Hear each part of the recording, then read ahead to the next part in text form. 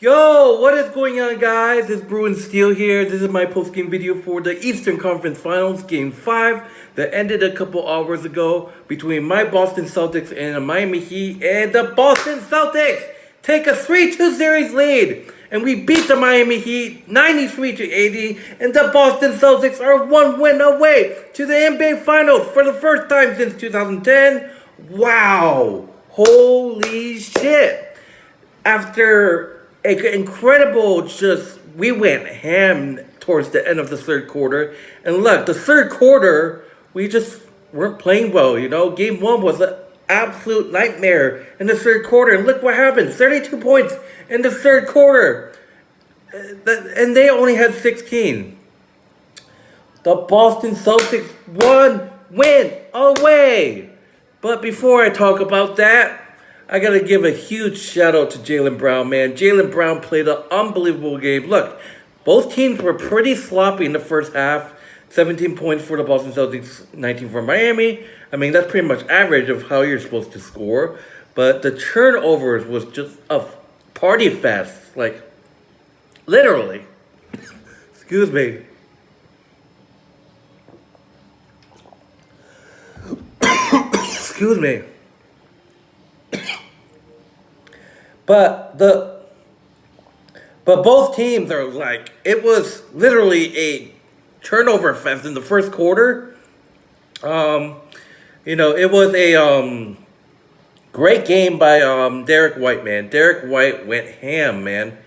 And Derek White played an unbelievable game. He had several assists, points. Derek White, I got to give a shout out to him because he showed up.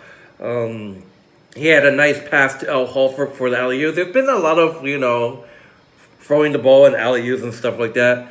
But I did not watch tonight's game because I was working, obviously. I just finished watching the highlights. Jalen Brown had an unbelievable, just a monstrous dunk over literally a dunk.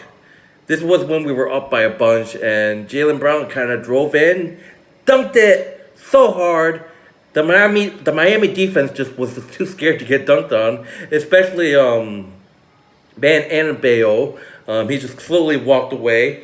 So literally, Jason Tatum, he had a decent game, but he struggled in the first half a little bit. Jason Tatum, 44 minutes on the floor. He was 7-20 in field goals. He only shot 2 out of the 8 threes. He went to the free throw lines 8 times and made 6 out of the 8. Total rebounds. He had the most rebounds with 12 rebounds. 10 were defensive rebounds and the other were offensive rebounds. And he had 22 points. Al Horford, 39 minutes, 5 and 8 in field goals, 1 and 3. He only shot 1 3. Excuse me. And he went to the free throw line 5 out of the 7 times he made the free throws. And he had 16 points. He had 7 rebounds. 7 were defensive rebounds. 27 minutes for Robert Williams III.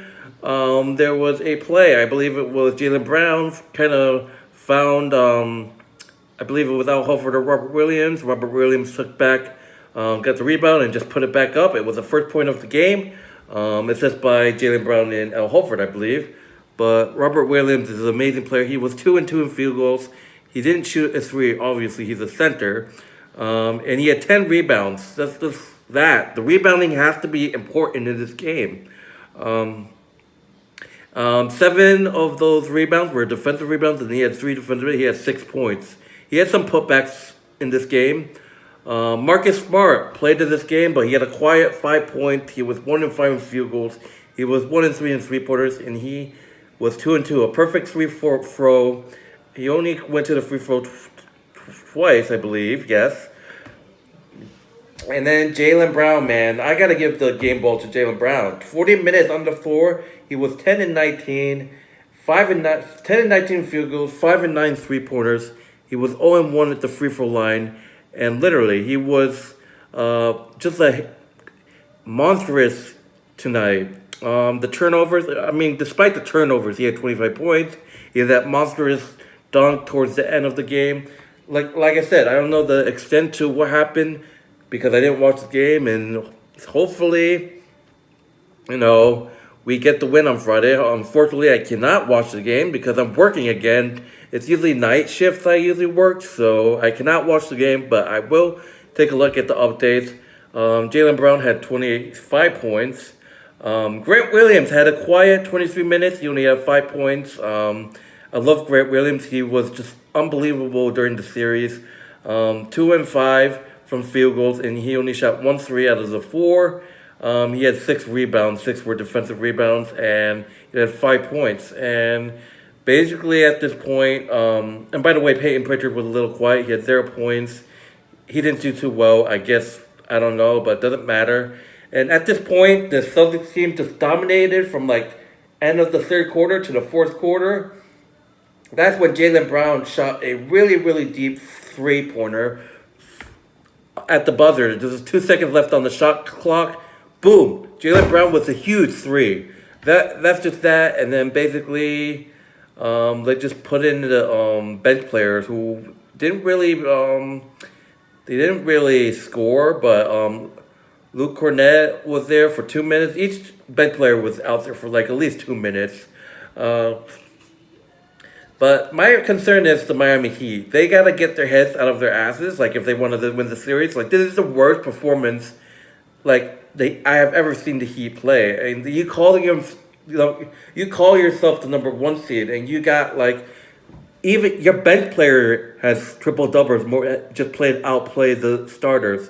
You know, looking at the starters, PJ Tucker, 32 minutes. He was 3 and 7 field goals. And that's the thing. The Heat killed us in the paint only by a little bit, but it feels like it was by a bunch, you know.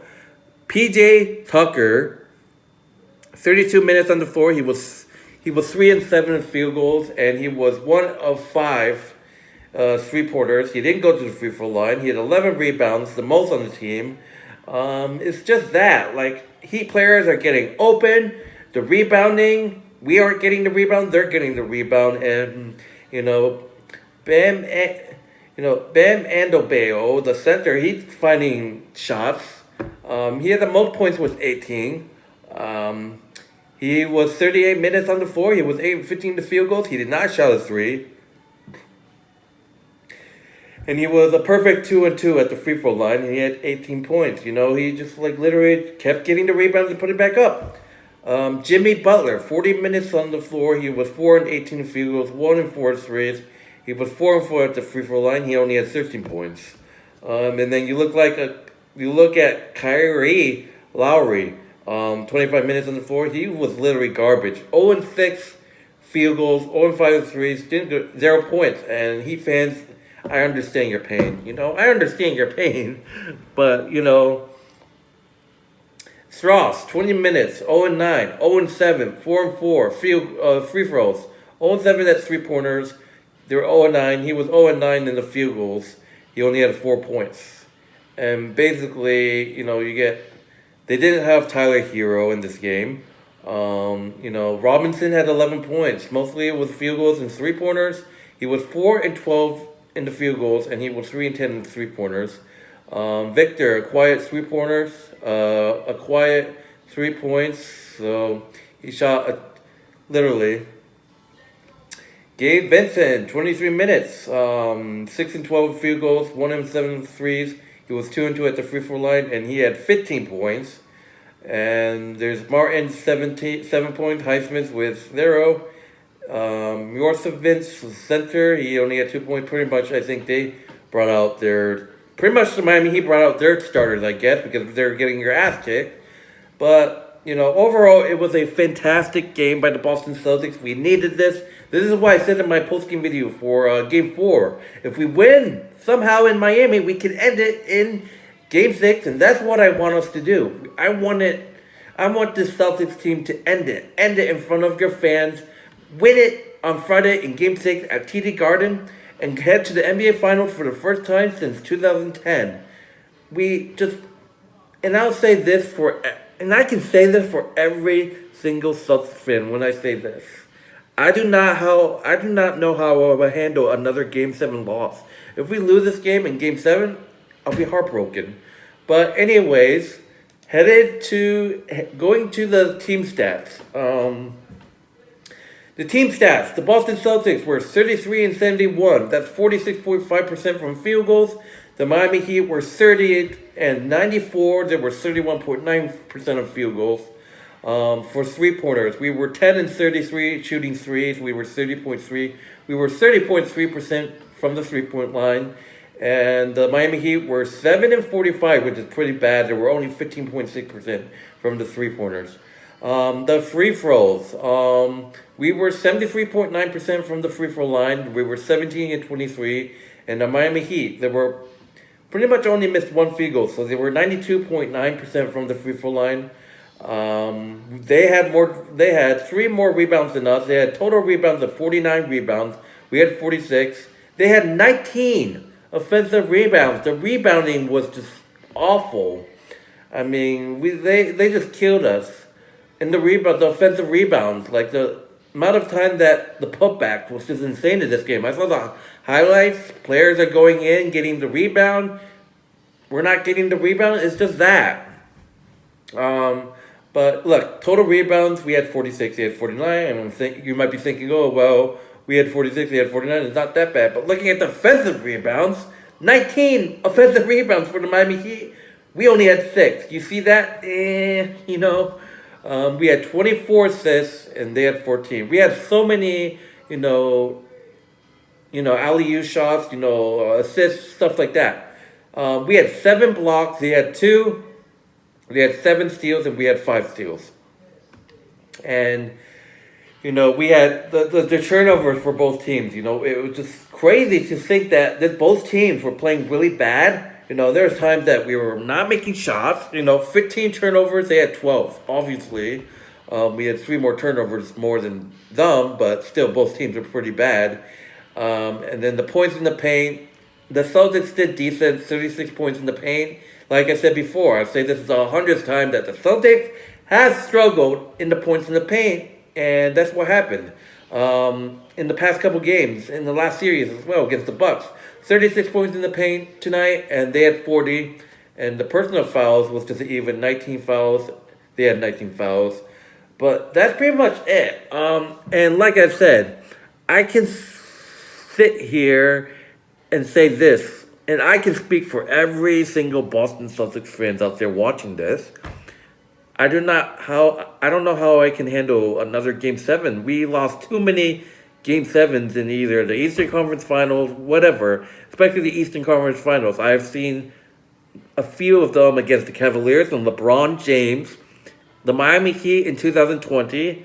I believe they beat us when LeBron was on the Heat, like in 2012, I believe. I don't remember, but, I don't want a Game 7. Friday night, TD Garden, Game 6. The Celtics have a chance to end it. That's just it. And I say this, I want this game done. I want this series done on Friday.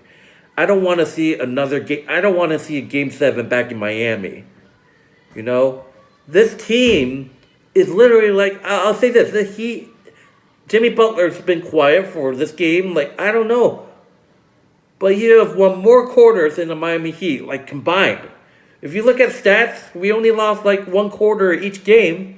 We have to beat them.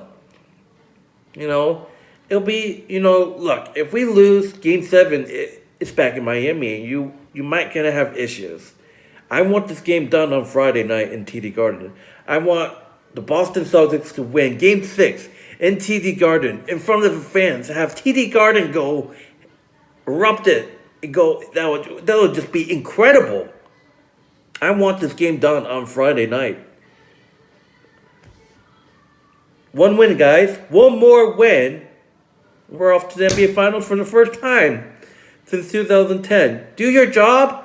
Play great defense. Well, you got to be good, Jason Tatum. You got to be good, Jalen Brown. You got to be good, Derek White, Marcus Smart, Robert Williams, Peyton Pritchard. I want to see him go ham in this Game 6. I want to win this game. I do not want a Game 7 in Miami. Get this job done. Get the series done in 6 so we can go to the NBA Finals. Possibly looking at the Western Conference, it might be a NBA Finals date with the Golden State Warriors. but still, incredible performance by the Boston Celtics. But anyways, I'm not gonna talk too much. That is my post-game video. We lead the series 3-2. One more win, and we go to the NBA Finals, baby. Go Celtics, baby. Thank you guys for watching.